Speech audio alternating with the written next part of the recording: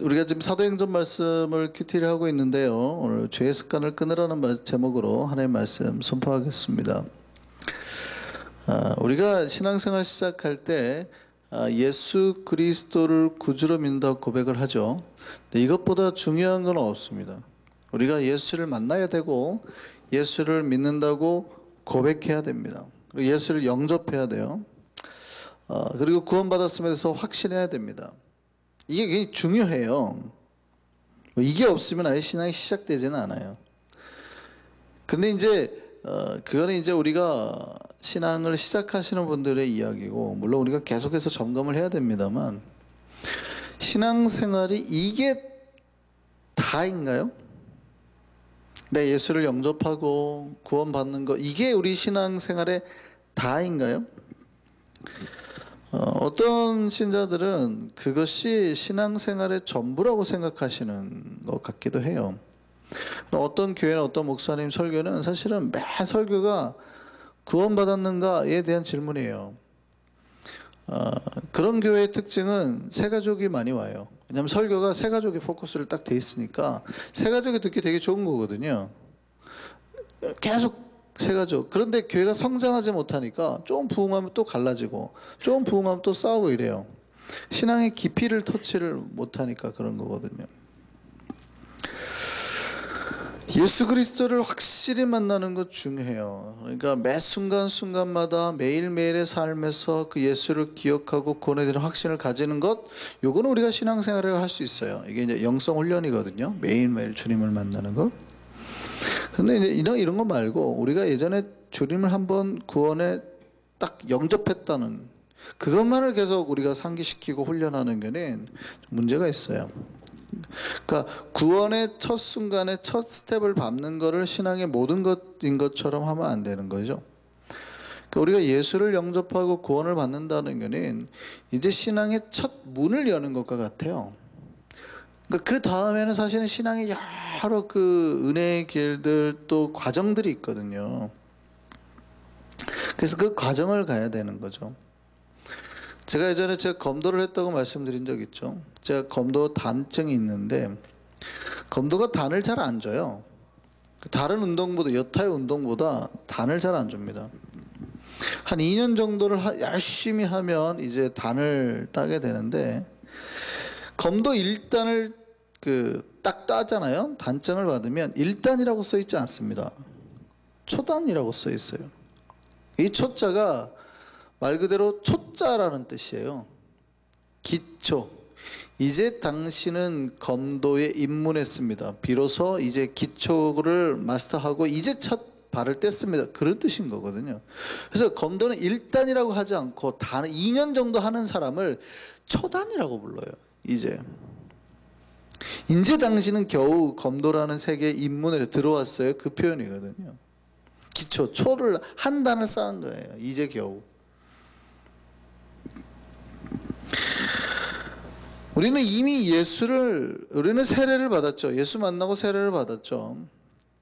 그러면 우리가 신앙생활이 다 끝난 거예요. 어떻게 보면 우리는 지금 순종하고 믿음의 길을 따라가고 있는 것처럼 보이기도 하는데, 이게 신앙생활 다 한 거예요? 그냥 이대로만 하면 돼요? 아닌 거라는 얘기예요. 아닌 거라는 얘기예요. 우리의 신앙은 훨씬 더 깊어져야 됩니다. 그러니까 우리 신앙의 세계가 굉장히 넓고 깊어요. 내가 집사가 되고 권사가 되고 뭐 장로가 됐다고 해서 신앙의 끝이 아니라 다 기초 단계인 거예요. 신앙의 세계는 너무 넓어요. 엄청 넓어요. 그 깊은 세계로 자꾸 들어가셔야 돼요. 그러면 우리가 경험하지 못했던 세계들이 계속 열리는 거거든요.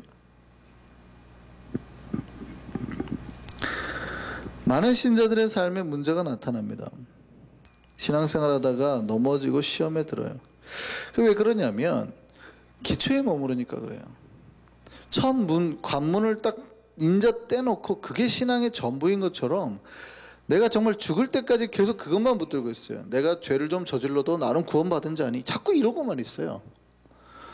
내가 교회가 좀 거짓말하고 싸워도 그래도 나는 구원받은 자니, 자꾸 처음으로 회귀를 하는 거예요. 내가 신앙이 깊어질수록 그런 거에 민감해지고, 더 죄를 지은 거에 민감해지고, 예전에는 무뎠던 거 이 정도쯤이야 뭐 다른 사람 다 하는데 했던 것도 신앙이 깊어지면 계속 예민해지는 거거든요. 이러면 안 되지 뭐 이렇게 돼야 되는데 죄 짓고 아휴 그래도 뭐 구원 받는다 그랬는데 우리 목사님이 죄인들 다 구원 받는다 그랬는데 하고 자꾸 처음으로 돌아가는 거예요. 처음으로. 이게 이제 사실은 잘못된 신앙생활하는 사람이 자주 넘어지는 이유 중에 하나예요. 시험에 자주. 이제 문을 열고 신앙의 과정으로 들어가면은요, 과정 중에 해야 되는 게 있어요. 그게 뭐냐면 이제 신앙의 더 깊은 세계로 들어가기 위해서 과거 지금까지 나에게 영향을 미치고 있는 죄의 가지들, 그런 잔뿌리들을 잘라내야 돼요. 내가 과거 했던 죄의 습관을 잘라내야 되는 거예요. 죄는 이례적인 사건이 아니라 어떤 습관적인 행위에서 나오는 겁니다. 그러니까 죄가 반복이 되면 습관이 되거든요. 그러니까 죄는 습관이에요. 그러면 습관을 바꿔야 죄를 끊을 수 있는데 습관을 바꾸지 않으면 죄를 끊기가 쉽지 않아요. 근데 습관을 바꾸려면 패턴을 바꿔야 돼요. 삶의 이 패턴을 바꾸지 않는 한 죄를 끊기가 어려워요. 예를 들어서요. 어떤 이제 예수를 믿으려고 하는 술집 지배인이 있다고 생각해 보세요. 근데 이 사람은 매일 술을 마셔야 돼서 알코올 중독에 걸렸어요. 매일 손님을 마셔야 되고 하루에 4시간 이상 술을 마셔야 됩니다. 그런데 예수를 만나고 술을 끊고 싶은 거예요. 술을 끊고 싶은 거예요. 그럼 어떻게 해야 될까요? 내가 술을 끊고 싶어요. 어떻게 해야 될까요? 이 사람은 기쁨이 있으니까 선포를 한단 말이죠. 이야, 나는 이제 그 술을 끊겠다 라고 결단을 한 거예요. 자기 마음속에.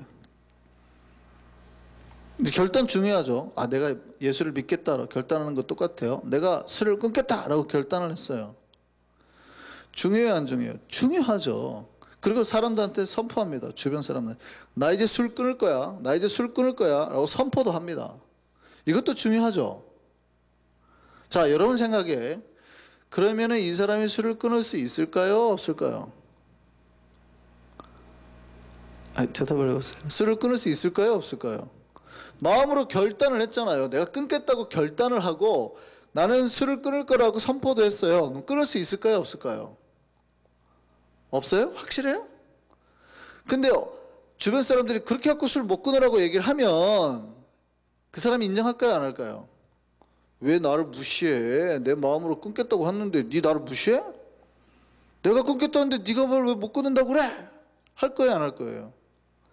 굉장히 비슷해요. 목회자들은 많은 신자들을 보거든요. 새 가족이 와가지고 막 예수를 처음에 믿는다고 하고 막 결단하고 해도 어떤 사람은 분명히 이 사람은 잘 믿을 거다라고 보여지는 사람이 있고 어떤 사람은 어렵겠네라고 보이는 사람이 있어요. 뭐냐면 그의 고백을 무시하는 게 아니에요. 그의 결단을 무시하고 그 입에서 나오는 선포를 무시하는 게 아니라 저 사람의 삶의 패턴을 바꾸는가 안 바꾸는 건가를 보는 거거든요. 중요한 거는 죄는 습관, 삶의 패턴에서 오는 거니까 이 패턴을 바꿔야 되는 거예요. 그렇게 갖고 술 끊어지지 않거든요. 자기의 직업을 바꾸든지 삶의 패턴을 바꿔야 돼요. 이 사람이 술을 끊고 싶으면 최소한 술 마시지 않는 직장으로 바꿔야 돼요. 아니에요? 그렇게 하면서 계속 거기 술집 지배인을 하면서 왜 나는 술을 못 끊지? 분명히 나는 끊으려고 하는데 왜 잘 안 되지? 고민해봤자 돼요, 안 돼요? 안 되는 거예요. 술을 끊겠다고 결단하는 거 중요하죠. 선포하는 거 중요합니다. 근데 그거는 첫걸음이에요, 첫걸음. 이 첫걸음을 뗐다고 해가지고 어떤 삶의 문제, 죄의 패턴이 바뀌어지는, 죄의 그 습관이 바뀌어지는 게 아니거든요. 이 습관의 패턴을, 아예 삶의 패턴을 바꿔야 그거를 바꾸는 과정이나 훈련이 없으면 다시 과거로 돌아가는 거예요.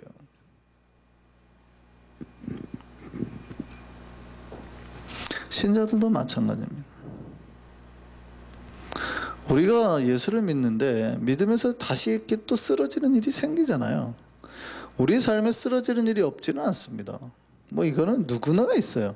그런데 만약에 쓰러지는 일이 자주 반복, 특별히 내가 예수 믿기 전에 과거의 죄 때문에 자꾸 쓰러지는 일이 반복된다는 것은 내가 그 죄의 습관을 잘라내지 못했다는 거예요. 그 패턴을 바꾸지 못했다는 거예요.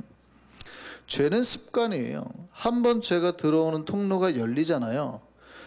그러면 거의 그 통로는 폐쇄를 해버려야 돼요. 이 통로를 열어놓은 상태로 죄를 짓지 않으려 하는 것은 잘못이에요. 그러니까 습관을 고치려고 생각하는 게 중요한 게 아니라 그의 패턴을 바꿔야 중요해요. 어떤 사람이 있습니다. 야참을 먹는 습관이 있어요. 밤 11시만 되면 배가 고파가지고 치킨이나 뭘 시켜서 먹는 습관이 있는 사람이에요. 근데 이 사람이 그때 밥을 먹으니까 뭘 먹으니까 잠을 늦게 자요. 1시에 넘어서 자거든요. 1시, 2시에. 이런 습관을 가진 사람이 살이 찌니까 아우 살을 빼야겠다. 그리고 결심을 했습니다. 새벽에 일어나서 5시에 일어나서 운동을 해야겠다 했어요. 결단을 했단 말이죠. 자, 살을 빼는 거 좋은 거예요, 아니에요? 좋은 거죠. 다이어트 하겠다, 건강해지겠다 하니까. 운동하겠다 하는 것도 좋은 거죠. 가능할까요? 불가능할까요? 예, 결단하는 게 중요한 게 아니에요. 내가 뭐 예수를 잘 믿어야지 결단하는 게 중요한 게 아니라 더 중요한 거는 과거 나를 붙들고 있던 그 패턴을 바꿔야 되는 거거든요. 근데 그 시간에 뭘 먹으면 안 되는 거예요. 내가 매일 먹었다 하더라도 차라리 그 시간에 자야 되는 거예요. 10시에 자야 아침 4시, 5시에 일어날 수 있는 거거든요. 근데 많은 신자들이 그게 좋은지는 알아요. 아, 살을 빼야겠다 생각도 하고 나도 똑바로 살아야겠다 하고 나도 더 좋은 삶을 살아야겠다 말을 생각은 하지만 뭐를 안 하냐면 패턴을 안 바꾸는 거예요. 삶의 패턴을. 아, 내가 더 건강한 패턴을 살아야지, 더 주님이 원하는 패턴을 살아야지 하는 게 아니라 그 패턴을 안 바꾸고 계속 결단만 해요. 고백만 해요. 말씀을 들으면 야, 똑바로 살아야지. 결단만 하는 거예요. 나도 살겠습니다. 나도 살겠습니다. 하지 패턴을 안 바꾸더라고요. 삶의 방식을. 그러니까 왜 목사님 내가 하고 싶은데 잘 안 될까요? 왜 나는 똑바로 살고 싶은데 잘 안 될까요? 이유가 있어요. 삶의 방식을 안 바꾸니까. 그러니까 문제가 자꾸 또 들고 또 들고. 제가 예전에 이런 예화를 든 적이 있죠. 패턴이 얼마나 중요하냐 든 적이 있습니다. 10년 동안 개헤엄을 한 사람과 10년 동안 개헤엄을 하면 얼마나 매일 에브리데이 3시간씩 개헤엄을 했어요. 얼마나 잘하겠어요. 근데 이런 노하우가 있는 사람과 이제 수영장 가가지고 처음으로 레슨을 받았어요. 자유형을 배운 거예요. 자유형 배운 지 한 달 됐어요. 한 달 된 사람과 10년을 개헤엄한 사람과 수영 시합을 했어요. 누가 이길까요? 이거는 말 하나만 해요. 내가 삶의 패턴을 바꾸지 않고 신앙생활 10년 한 사람보다 주님 말씀 붙들고 내 삶을 바꾸려고 노력하는 한 달 동안 집중적으로 주님 앞에 나와서 결단하고 고백하고 삶을 바꿔버린 사람이 훨씬 빨라요. 그래서 먼저 된 자가 나중 되는 거예요. 나중 된 자가 먼저 되는 거고.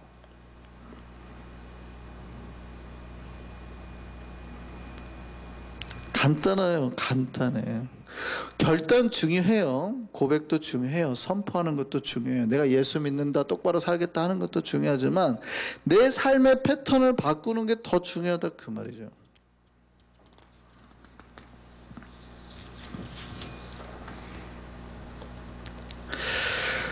여러분, 우리가 죄에서 벗어나려면 반드시 그 습관을 깨야 됩니다. 죄의 습관을.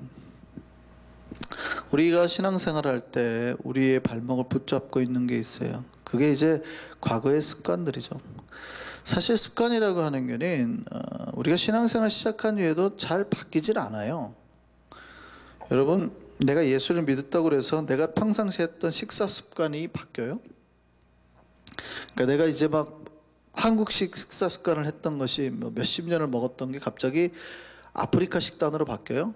미국 사니까 미국 식단으로는 우리가 어느 정도 바꿀 수 있지만 갑자기 땡뚱맞게 아프리카식, 베트남식으로 바뀌어요?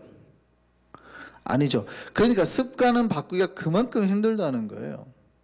내가 만났던 사람들, 내 직장, 내 가족이 바뀌질 않아요. 그러니까 내가 예수를 만나도요, 내가 살아가는 생활 방식은 거의 그대로라는 말이에요. 내가 과거의 죄 속에서 살았던 때나 예수를 믿고 지금 이렇게 고백하고 제대로 살겠다고 한 때나 삶의 패턴이나 방식은 거의 바뀌지 않아요. 그러니까 내가 예수 믿고 제대로 살겠다고 해도 여전히 그런 환경 속에서 나에게 미치는 죄의 습관이나 영향력은 그대로라는 거죠. 그러니 이제 내가 예수를 믿고 더 거룩한 삶을 살고 싶다. 그러면 뭐 해야 돼요? 환경을 바꿔야 돼요. 술 친구들도 좀 끊고 죄에서 불러오는 환경도 좀 끊고 그런 것에서 벗어나려고 해야 된다는 거죠. 그래서 신앙생활을 할 때 이제 구원의 첫 관문, 은혜의 첫 관문을 들어섰으면 이제 과정 속에서는 훈련을 해야 되는 거예요. 과거의 습관을 내려놓는 훈련. 내가 과거에 했던 방식이 아닌 완전히 예수의 방식으로 믿어야 되는 거예요. 근데 교회에서 이렇게 보면은요, 그게 꼭 잘못됐다 안 됐다 말하기는 좀 애매한 부분이 있습니다만, 예전에 한국에서 이제 가끔 봤던 건데, 과거에 저 사람이 어떤 직업을 가졌느냐에 따라서 교회에서 하는 그 패턴이 굉장히 비슷해요. 예전에 학교 선생님이었던 분이 이제 예수를 믿었거든요. 보통 한국에서 학교 선생님이 예수를 믿으면 교회 부서 배정을 할 때 어디로 보낼까요? 교회 학교로 보내는 거예요. 잘할 거라고 생각하고 보내는 거예요. 근데 이분이 어떻게 하냐면 매처리를 갖다 놓고 교회 학교인데 매처리를 갖다 놓고 혼내는 거죠. 옛날 이야기니까. 잘못하면 막 손바닥 때리면서 하는 거예요. 자기가 학교에서 했던 방식대로 하는 거예요. 교회 학교 방식이 아니고 내가 아까 했던 방식대로. 어떤 회사에서 회계 업무를 담당했던 분이 왔어요. 그러니까 이제 카운팅을 잘하니까 회계 업무를 교회 재정을 담당을 시켰어요. 그러니까 이분이 마치 교회 재정을 회사 업무 보듯이 하는 거예요. 조금 신앙이 깊어지고 나니까 교회 재정을요, 나누고 베푸는 데는 전혀 못 쓰도록 항상 반대편에 서는 거예요. 뭐 이렇게 아프리카 요번에 뭐 네팔 지진 났는데 예를 들은 거예요. 우리가 헌금을 얼마 보내자. 무조건 반대하는 거예요. 그리고 그 돈을 모아서 도대체 어디서 쓰냐니까 땅 사는데. 왜냐하면 땅을 사고 건물을 지어놓으면 어쨌든 간에 교회가 커진다. 뭐 땅값도 오른다. 교회가 이득이 된다. 나쁜 건 아니에요, 그죠? 교회 이득을 위해서 하는 건 분명히 맞는데 뭔가 거기가 갸웃되는 거예요. 그러니까 이득을 위해서만 항상 재정 업무를 봤던 과거의 습관인 거죠. 이게 과거의 습관이나 잘못된 거를 전혀 끊지 않고 교회로 들어와 버리면 이 모든 게 사실은 하나님의 방식이 아닌 자기들이 과거에 했던 방식대로 교회를 해버리더라는 거죠. 우리가 신앙생활 할 때 조심해야 될 부분이, 우리가 이제 예수를 믿고 예수의 첫 관문에 들어오면 그 다음부터 과정 속에 훈련돼야 돼요. 신앙은. 근데 이 신앙의 목표는 반드시 예수님처럼 되는 거예요. 이게 우리의 삶의 생각과 삶 전반에 일어나야 되는 겁니다. 그런데 아직 우리 안에 변화되지 못한 어떤 것들이 있다면 어느 중요한 순간에 그것이 우리 신앙의 발목을 붙잡아 버린다는 말이죠. 오늘 본문을 보면 시몬이라는 사람이 등장합니다. 이 사람 마술사였어요. 마술사였으니까 뭐 했어요? 예전에는 사람들 앞에서 인기를 끌었던 사람이죠. 환호를 받고 거의 신격화됐던 그런 사람인 거예요. 그러니까 그 사람들의 인기를 알아요. 어떻게 하면 사람들이 나를 좋아하는지도 알아요. 근데 이 사람이 예수 믿게 됐어요. 오늘 본문을 보면 분명히 세례도 받았고 전심으로 사도들을 따라다녔어요. 그러니까 신앙생활을 이제 잘하기 시작했다는 표현이에요. 세례를 받았고 그의 삶을 전폭적으로 이제 신앙을 위해서 따라다니는 거예요. 그런데 이제 빌립이나 사도들이 행하는 기적에 마음을 뺏기기 시작하는 거죠. 기적을 보니까 깜짝 놀라는 거예요. 기적들이 나타나니까. 사람들이 환호하는 모습을 보기 시작하는 거죠. 사람들이 열광하는 모습을 보기 시작하는 거죠. 흥분되는 거예요. 더 놀라운 걸 봅니다.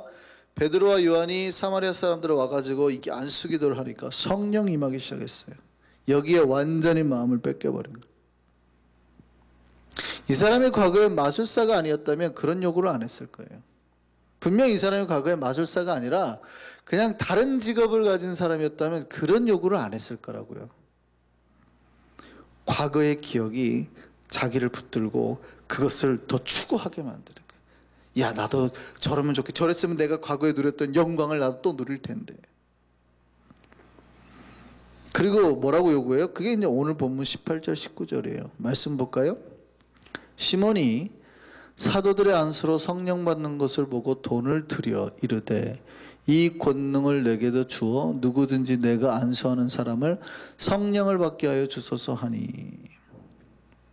자, 이 장면이 나쁜 걸까요? 다른 사람에게 성령이 임하는 거 뭐 나쁜 걸까요? 사도들에게 돈을 드리는 거 나쁜 걸까요?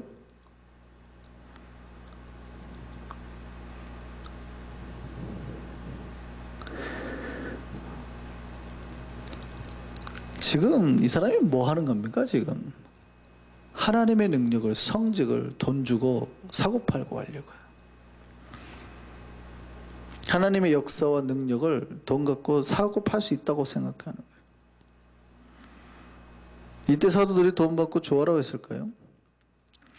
야, 불신자들이 성령 받게 하려는 네 마음이 갸륵하니 너에게도 그런 능력 있게 하겠다 했을까요?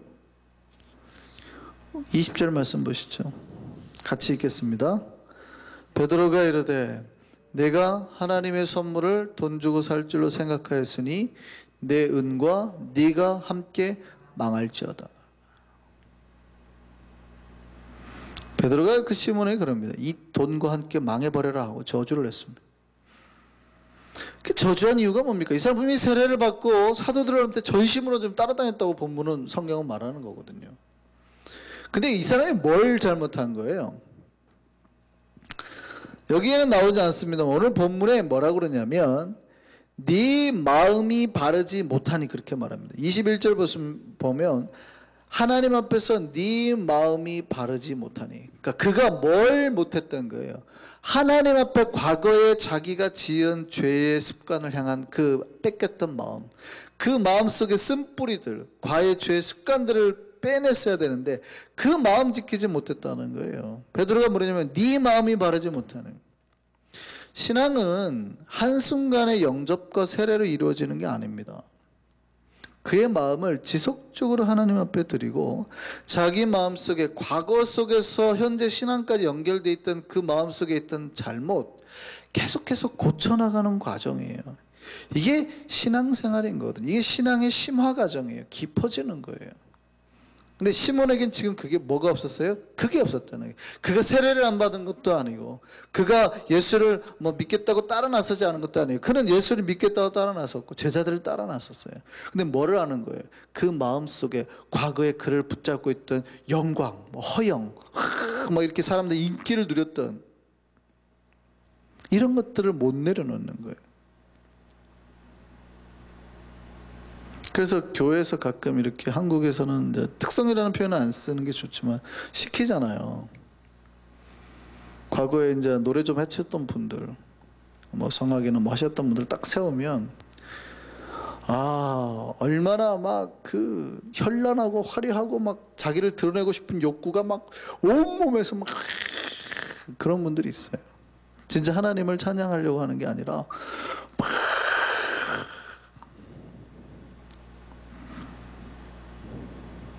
설교도 마찬가지. 어떤 목사님들은 설교를 할 때 보면 하나님 말씀을 선포하는 게 아니라 진짜 과거에 자기가 잘난 자랑치는이라고 정신없는 분들이.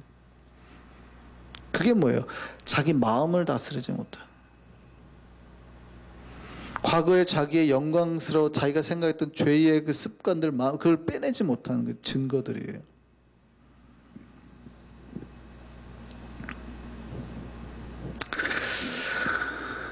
시몬은 이 신앙의 세계, 그 깊은 세계에 대해서 알지 못했다는 거예요. 과거 자신이 했던 그 마술이 지금 자신의 신앙의 발목을 잡고 있는 줄 깨닫지 못하는 거예요. 우리 신자들 중에도 그런 일이 발생할 수 있습니다. 과거 자신이 가장 잘했던 것이 사실은 신앙에서는 최대 걸림돌이 될 수 있어요. 우리 신앙에. 오히려 내가 과거에 잘했던 것이 신앙의 세계를 오해하게 만들거나 더 깊은 세계로 들어가는 걸 막는 거예요. 시몬은 세례도 받았고 사도들을 믿고 따를 만큼 헌신도도 높였지만 신앙을 단지 그것으로만 생각한 겁니다. 과거의 습관이나 그 쓴뿌리를 끊었어야 되는데 그러지 않았더니 그게 발목을 잡은 거예요. 신앙이라는 거는요, 죽을 때까지 주님 앞에 내 죄와 부정을 고백하고 그 잡초들을 뽑아내는 과정입니다. 그걸 끊어내야 돼요. 근데 여기 이제 우리가 죄를 끊어내서 한번 생각할 게 뭐냐면, 조심해야 될 게 뭐냐면, 내가 이제 죄를 끊어내려고 할 때 우리가 이제 죄인지 아닌지 분별해서 그걸 하지 않는 게 중요하죠. 그런데 계속해서 그렇게 죄에 대해서만 묵상을 하면, 잘못하면은 죄를 생각해내면 죄를 묵상하는 결과를 낳을 수 있어요. 그러니까 누군가가 잘못을 했을 때 계속 그 잘못을 혼내면 그 잘못을 각인시키는 결과가 나거든요. 그러니까 차라리 잘못했을 때는 그냥 모른 척하고 넘어가는 것도 굉장히 괜찮은 방법이라는 거예요. 아이들이 뭔가를 욕을 했어요. 5살짜리 아이가 욕을 했어요. 그러면 너 왜 욕해? 라고 말을 하고 계속 욕하지 마 이러면 그 아이에게 욕을 각인시키는 효과가 생기는 거죠. 차라리 못 들은 척하고 지나가면은 아이는 그게 잘못을 했는지 안 했는지도 몰라요. 그러니까 넘어가는 거예요. 무슨 말씀인지 아시겠어요? 욕을 하는 것보다 차라리 욕을 자주 하는 아이에게 찬양을 가르치면 된다는 얘기예요. 전대어를 가르치면 된다는 거예요. 비슷합니다. 우리가 잘못이 들어왔을 때 물론 죄라는 걸 인식해서 이거는 죄니까 하지 말아야겠다라는 것도 중요하지만, 그거는 조금 네거티브한 방식으로 잘못하면 그 죄가 우리를 붙들 수 있어요. 오히려 이게 나를 자극하는 것 될 수 있다고요. 그러니까 이런 것들이 나를 비하하고 자꾸 나를 지배하면 나는 이렇게 맨날 죄만 생각하는 사람인가라는 생각이 드는 거죠. 그리고 자꾸 그 죄를 짓게 되면 나는 어쩔 수 없는 이런 사람이야 라는 자기 비하감을 만들어냅니다. 그러니까 죄를 끊을 때 죄에 집중하지 마시고 오히려 죄에 대해서 묵상하는 게 아니라 주의 말씀을 더 적극적으로 묵상하는, 그 말씀이 우리를 지배하도록 해야 되는 거예요. 시편 119편 11절 말씀 보시죠.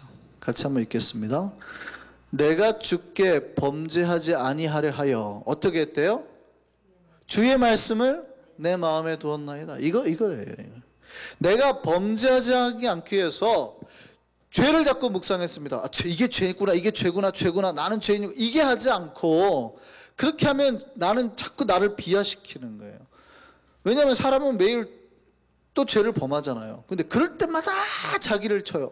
나는 죄인이야. 그게 아니라 그렇게 하면 끝없이 자기 비하감만 생겨요. 그게 아니라 내가 주께 범죄하지 아니하려 해서 뭐 했어요? 정반대로 주님의 말씀을 내 마음에. 그러니까 내가 죄를 범할 때마다 더 말씀, 더 기도, 더 은혜로 들어가서 아예 죄가 내 속에서 자리하지 못하도록 밀어내야 되는 거예요. 그게 이제 긍정적인 삶, 긍정적인 신앙의 방식이, 긍정적인 패턴을 바꾸는 방식이에요.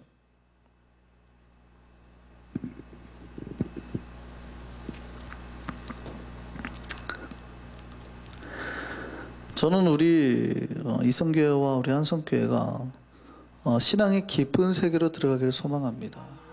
여러분 마음을 살피셔야 돼요. 아직까지 내 속에 남아있는 과거의 습관, 내 신앙의 발목을 잡고 있는 삶의 방식들이 뭔가를 보고 바꾸셔야 돼요. 보이면 그것 자체에 묵상하지 마시고 그럴 때마다 더 깊이 은혜, 한 번 더 예배를 드리기 위해서, 한 번 더 기도하기 위해서, 한 번 더 말씀 붙잡기 위해서 암송하시고 기도하시고 더 깊이 주님 앞에 나가시라고요. 저는 그렇게 더 깊은 주님의 세계로 들어가도록 위해서 날마다 기도하고 노력하는 저와 여러분 되기를 소망합니다. 기도하겠습니다.